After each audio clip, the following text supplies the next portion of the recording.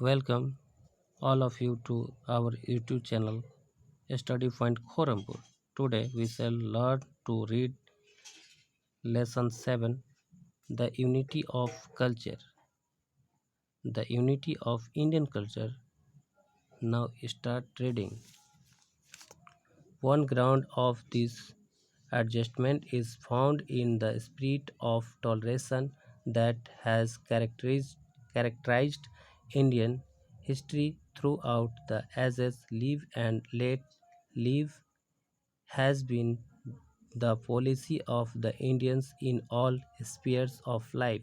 Sometimes this has been carried so far that contrary, if not contradictory, attitude have been allowed to survive simultaneously. Toleration had led to the sufferance of civil and even indifference to the values of life.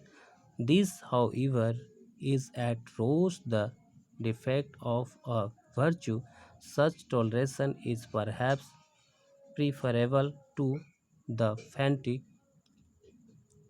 fanatic devotion which leads to the denial and pres- persecution persecution of all other values but its own.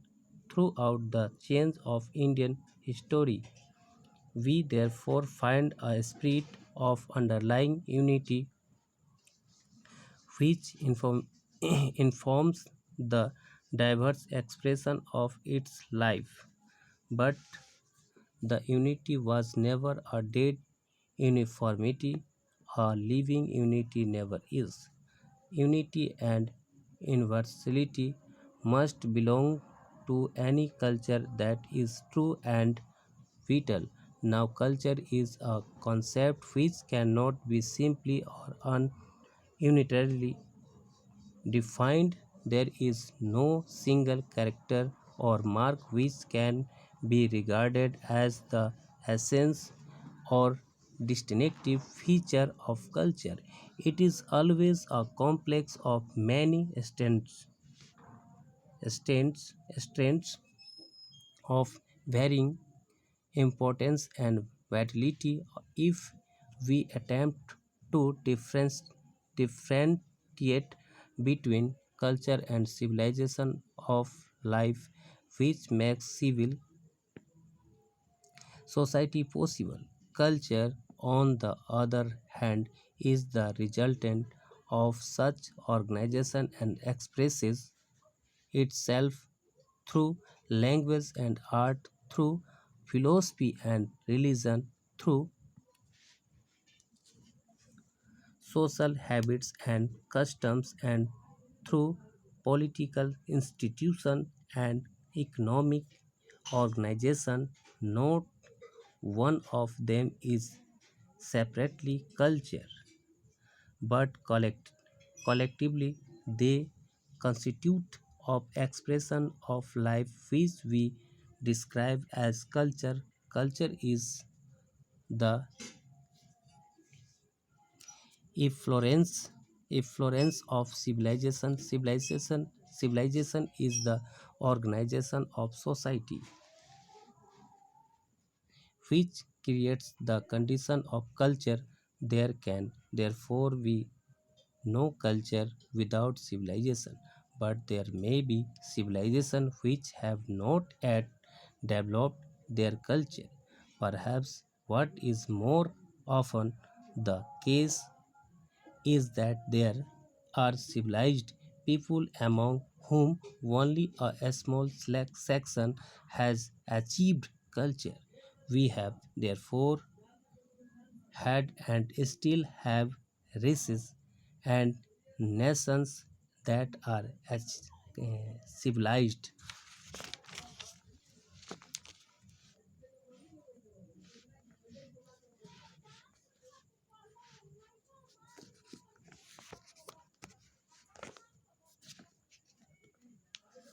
but except for India, we have not had any nation or race that could be regarded as culture in all its section and classes for here in India.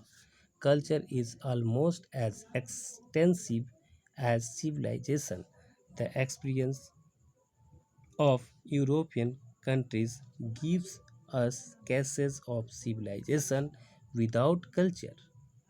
In India, on the other hand, even the casual tourist has observed that the difference between the masses and classes is not one of quality and can be explained in terms of information and opportunity.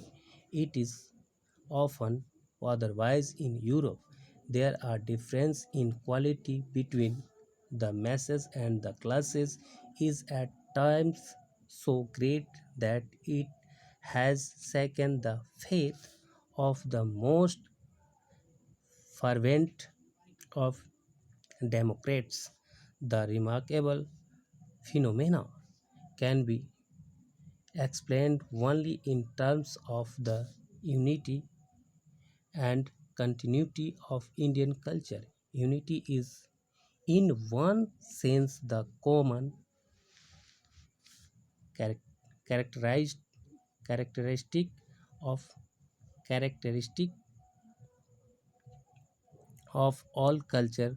What especially distinguishes the culture of India is its unbroken continuity. Here, there have been no violent or sudden breaks, but on the contrary, a steady growth and extension of culture which has gradually per- permitted every class and section of society. That's all. Jai Hind, Jai Bharat.